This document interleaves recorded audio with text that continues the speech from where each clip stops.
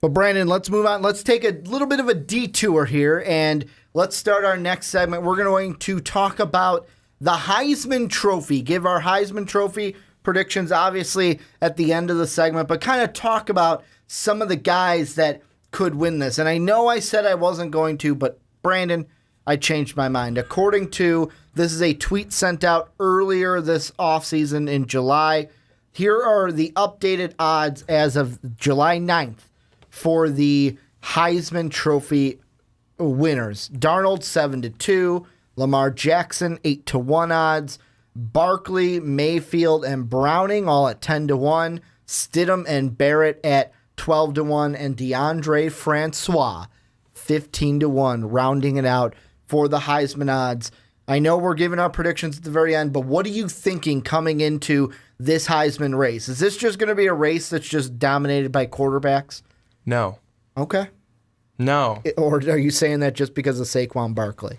Barkley's going to be the one non-quarterback we talk about this year. No, I don't think so. Mm-hmm. I don't think so because you've got Saquon Barkley, and don't you remember a guy at LSU who took over for Leonard Fournette when Leonard Fournette got hurt, and you got Darius Geis. A little Geis action. You know, I think that a lot of times, always, you want to take a look at the quarterback position, and it's very easy to. Mm-hmm. But you've got to remember that there's other guys out there who are going to perform and who have already showed us some flashes, you know, whether it be last year, whether it be for the last couple of years. Mm-hmm. And if they do that for a full season, injury-free, their team does well too. Always helps. Always helps when the team does well. Then I think we've got something to talk about outside of just the quarterback position. And, I mean, even take a look at what a story it would be for a guy like Nick Chubb. Now, I know that's probably a long shot. But he's at plus 2,500 for his odds, according to Bovada. Okay, so a bit of a long shot. But think about it. He comes back. He had a great season. Gets injured. Then comes back. You know, comeback player of the year, has this outstanding season, shines above everything else. Georgia does well, wins their side of the conference.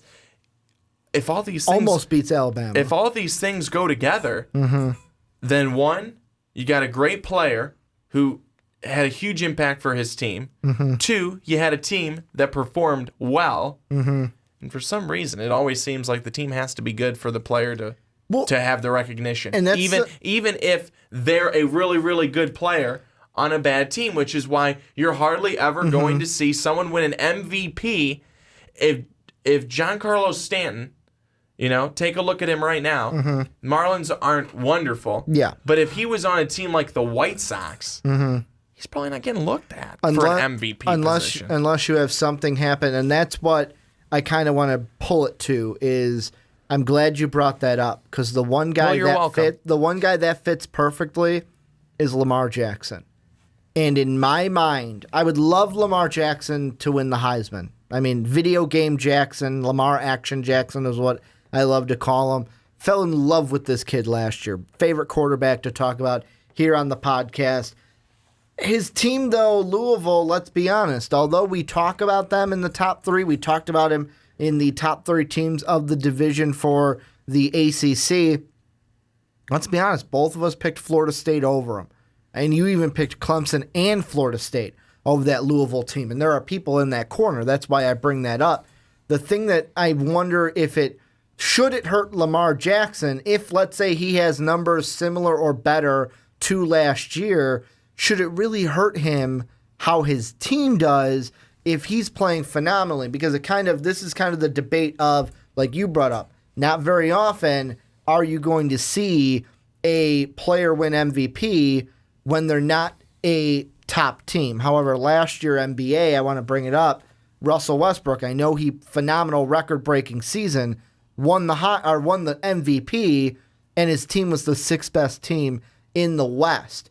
Could Lamar Action Jackson do a similar thing, break some kind of weird record that we've never even thought of that would be broken, and could win the Heisman, although Louisville could be third in their division?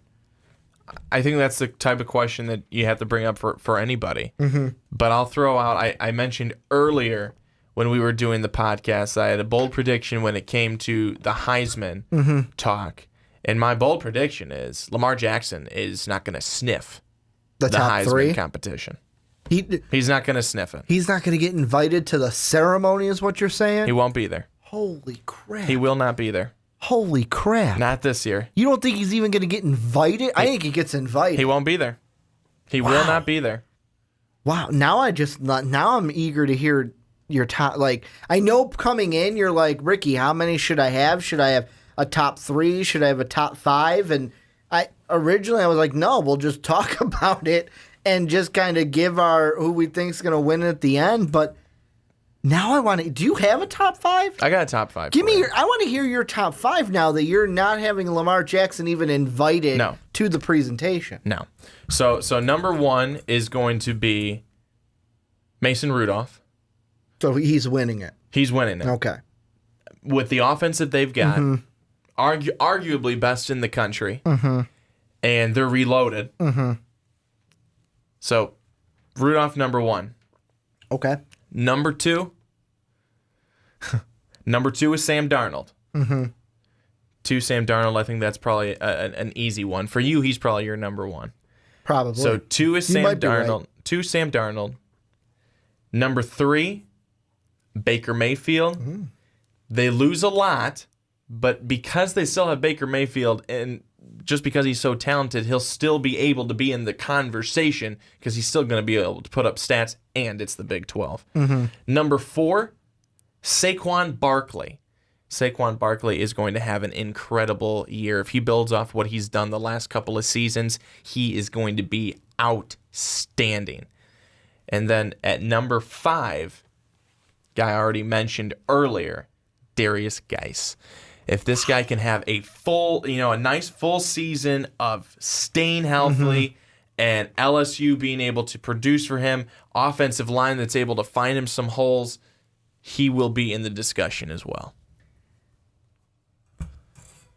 I'm just shocked. The thing that I'm shocked most about is I think with this year, and I know this goes back to the question I asked to start this segment, I don't think we're going to get 5 quarterbacks up there. I don't think it's going to be a top 5 list and we get 5 quarterbacks up there. The top 3 might be all quarterbacks.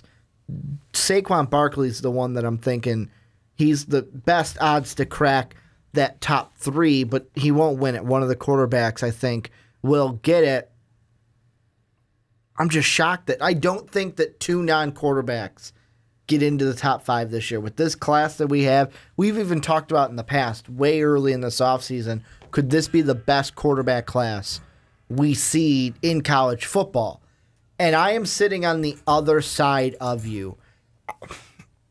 I'm trying to think. Right now I'm looking at my bottom, because my top is easy. Like, right now I'm a little flip-floppy at the top. Because, yes, Lamar Action Jackson, got to put some respect on that name, won it last year.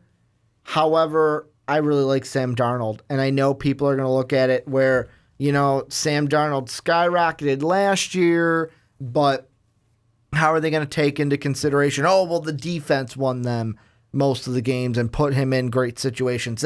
That could be a storyline we look at this year. However, if he has another 31 touchdown season with how many interceptions he doesn't throw, he'll be in the discussion. Right now, Darnold's my number 1 favorite.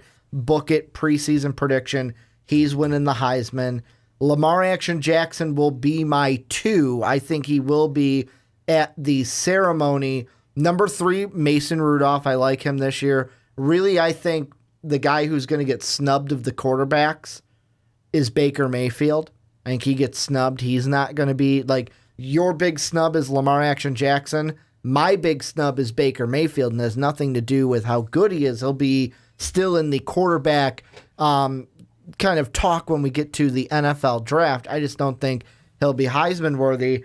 Then it gets tough, 4 and 5, because I think Saquon Barkley, like I said, we're not going to go all quarterbacks, even though I think there's a good chance of that happening. Saquon, I have two questions. First off, Saquon Barkley. I'll ask you this. Yeah. I'm sitting there either 4 or 5. And the reason why I'm thinking 4 or 5 is I've got 2, maybe 3. I've got 2 quarterbacks in my mind that could get ahead of Barkley. If you were to choose between these 2 quarterbacks alone, who would you put into your podium? Josh Rosen, saying he stays healthy. That's the assumption. He stays healthy all year. Josh Rosen or DeAndre Francois?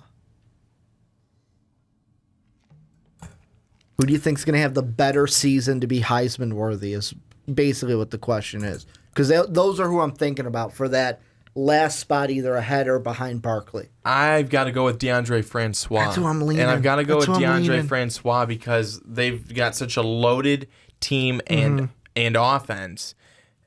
And not to say that UCLA won't be a solid, productive team, but just so many changes have happened there, even, let alone on the field and the coordinator spots, too, of how will that be with the play calling and everything this season. I think too many questions around there and the health of Josh Rosen. So I would have to go with DeAndre Francois in that position. And that's who I was leaning towards, is DeAndre Francois. Now the bigger question comes, is DeAndre Francois going to have a good enough season to be ahead of Barkley? Or will Barkley be 4 and DeAndre will be 5? I think I'm going to bite the bullet and say Francois is 4, Barkley is 5, with my first man out not being Baker Mayfield, but my first man out either being Rosen or Browning. Because at that point, if Rosen's not in the top 5, Browning, I think, would be a solid 6-man if we're talking voting-wise. But I'm even looking back at the just past winners, and I know that everyone's going to be like, well, Ricky, we already know it's a dominated winning class.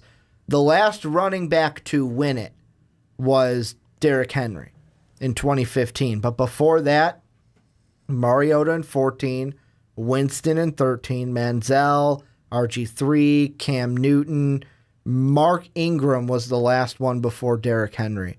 And even before him, it was Reggie Bush, the vacated one in 05. So it's not impossible for Saquon Barkley. That's why I didn't want to snub him. I didn't want to snub him from the top 5, but he's the one where, because where did you have Saquon? Did you have him at 4? I had him at 4. I want to ask you this. Is there any chance in your mind, because you had, I'm trying to rethink yours, you had Rudolph number 1. Who did you have number 3? Darnold, Mayfield. Okay, for Mayfield. Rudolph for me, Mayfield for you. Is there any chance in your mind or any thought in your mind that you're like, you know what? Maybe I could see flipping those at the end, where Mayfield might have a lesser season and Barkley does a little bit better, to where it's Rudolph, whoever your 2 is, I forgot, Darnold, and then Barkley instead of Mayfield. Yeah. Yeah, I could see that. I could totally see that happening. I think Saquon Barkley is going to have a phenomenal season. And there's pretty much no better running back coming into the league at this point. When I say coming into the league, I'm saying coming into the season that's already in the league. I just don't see I just don't see that happening. I just think unless he stays next year, when it comes to the Heisman, I think he's kind of screwed.